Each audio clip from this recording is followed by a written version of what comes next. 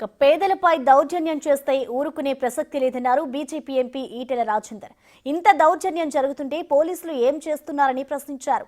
పోలీసులు నిమ్మకు నీరెత్తినట్టు వ్యవహరిస్తున్నారని ఫైర్ అయ్యారు. 6 నెలల్లో చాలా భూములు ఆక్రమణకు గురయ్యాయని అన్నారు.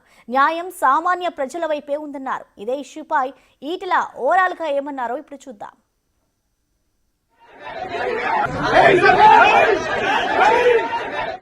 కి మద్దతుగా ఎంపీ ఈటెల రాజేందర్ వచ్చారు. ఈ నేపథ్యంలో అంటే కొంతమంది రియల్ ఎస్టేట్ బ్రోకర్ల పైన ఆయన చేసుకున్న పరిస్థితి కూడా ఉంది. ఈ నేపథ్యంలో ఈ అంశంపై మరింత సమాచారం మనం మాట్లాడేందుకు మనతో పాటు ఎంపీ ఈటెల రాజేందర్ ఉన్నారు. వారిని అడిగి మరిన్ని విషయాలు తెలుసుకునే ప్రయత్నం. సార్, ఏంటి అసలు ఈ వివాదం ఏంటి, ఈ అంశం ఏంటి? వీళ్ళు బ్రోకర్లు కాదు, బ్రోకర్ల పక్షాన వచ్చిన కిరాయి గుండాలు. గత 2 నెలలుగా ఇక్కడే బిల్లు దాక్కుంటా, ఇక్కడే చికెన్ మటన్ తినుకుంటా దున్నపోతుల్లాగా బలిసి ప్రజల మీద దౌర్జన్యం చేసిన వాళ్ళు. ఇక్కడ ఈ సమస్య మీద సిపి రాచకొండతో మాట్లాడినా, ఈ సమస్య మీద కలెక్టర్ మల్కాయితో మాట్లాడినా, రేపు ఎంపీగా ఇక్కడ రాబోతున్నా, నేను ఇక్కడికి వస్తున్నా, మీరు రండి అని చెప్పిన. ఇక్కడికి వచ్చే వరకు వాళ్ళ బాధ విన్న తర్వాత, వాళ్ళ మీద జరిగిన దౌర్జన్యాలు విన్న తర్వాత, వాళ్ళు అనుభవించిన వేదన విన్న తర్వాత, ఎక్కడున్నాం మనం, హైదరాబాద్లో ఉన్నామా, ఈ తెలంగాణలో ఉన్నామా అని చెప్పి అనిపించింది. 25 సంవత్సరాల నా జీవితంలో ఇట్లాంటి దుర్మార్గమైన పద్ధతి ఎప్పుడు చూడలేదు. ఇది అంతా అయిపోయింది. ఇగో ఈ ఇల్లు, ఇప్పుడు మీరు చూసే ఇల్లు చూసేద్దాం అని చెప్పి వస్తున్నాం. అంటే మేము ఎంపీగా ఇక్కడ ఉన్నామని తెలిసి కూడా ఇంతమంది జమ అయిన తర్వాత కూడా వాడు 20 మంది అక్కడ సీసాలు పెట్టుకొని తాక్కుంటా తినుకుంటా మేము పోతే కూడా ఏం పీకుతారు అన్నట్టుగా మమ్మల్ని చూస్తున్నట్టుగా అర్థం చేసుకో. ఇక్కడ అంటే ప్రజలను ఎంత భయభ్రాంత గురి చేసింది దాన్ని బట్టి అర్థమైంది నాకు. అందుకనే పోలీసు వ్యవస్థ ప్రజలను కాపాడడం విఫలమైంది. రెవెన్యూ వ్యవస్థ వాళ్ళ ఆస్తులు, వాళ్ళ భూములు కాపాడడం విఫలమైంది. కాబట్టి వాళ్ళ బిడ్డగా ఎంపీగా ఇలా చూస్తే చెల్లించిపోయినా కాబట్టి, కళ్ళలో నీళ్ళు తిరిగినాయి కాబట్టి డెఫినెట్గా వాడిని ఒకటి వేసిన. కానీ ఒక్కటి మాత్రం గుర్తు చేస్తున్నా, ప్రభుత్వం నిష్క్రియాపరత్వంలో ఉంటే, మొద్దు నిద్రపోతే, దొంగలకు భూ కబ్జాదారులకు అండగా ఉంటే రేపు తీవ్రమైన పరిణామాలు ఉంటాయని చెప్పి హెచ్చరిస్తున్నా.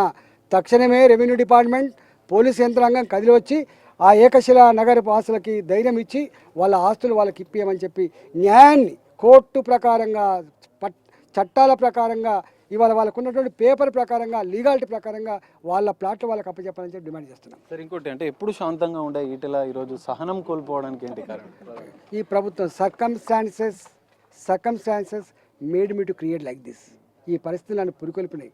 6 నెలలుగా నేను ఇక్కడ నిత్యం ఒక హైడ్రాపేట దుఃఖపడ్డా. నేను ఒక మూసీ నది పక్క పంటున్నటువంటి ప్రజల కన్నీళ్ళ మధ్య బతికినాను. ఇవాళ ఒక బాలాజీ నగర్లో, ఒక అరుంధతి నగర్లో వాళ్ళ కష్టాలు విన్నుండి నేను పేదల పక్షాన ఉన్నాను.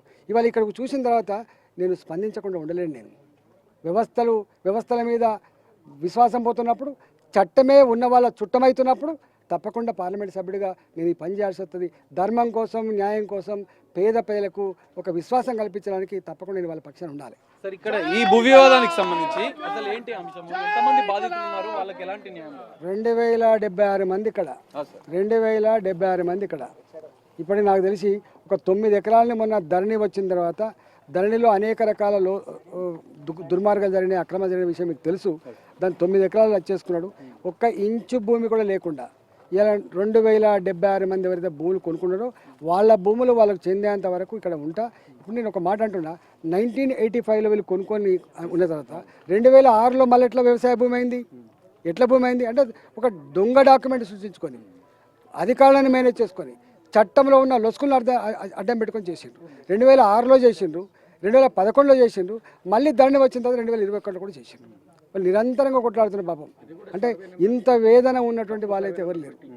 సార్, ఫైనల్ గా వెలిమెల ఇష్యూలో కూడా ఎంపీ రఘునందన్, ఇక్కడ మీరు కూడా కొన్ని భూ వివాదాలకు సంబంధించిన విషయంలో కూడా పోరాటం చేస్తున్నారు. బీజేపీ ఈ పోరాటంలో వ్యూహాత్మకంగా ముందుకు వెళ్తున్నారు. 100% హైదరాబాదే కాదు, తెలంగాణలో ప్రజలకు అండగా ఉండే పార్టీ. నేను ఇంతకుముందు చెప్తే మీరు ఉన్నారనుకుంటా, మా పార్టీ పేద ప్రజలకింత భూమి ఇప్పించిన పార్టీ. మా పార్టీ ఇంత గూడు నిర్మించాలని చెప్పి తపనపడే పార్టీ. ఒక బద్దం బాలరెడ్డి గారు, ఒక నరేంద్ర గారు, ఒక దత్తాత్రేయ గారు అనేక కాలనీలకు రూపశిల్పులు వాళ్ళు. అందుకనే భారతీయ జనతా పార్టీ ఫిలాసఫీ అది మరి. ఇక్కడ హైదరాబాద్ నగరంలో కూడా గుండాలే ఇలా దుర్మార్గులే ఇలా చట్టాన్ని చేతులు తీసుకొని ప్రజలను వేధించే ప్రయత్నం చేస్తే భారతీయ జనతా పార్టీ అలాంటి వాళ్ళకు అండగా ఉంటుంది.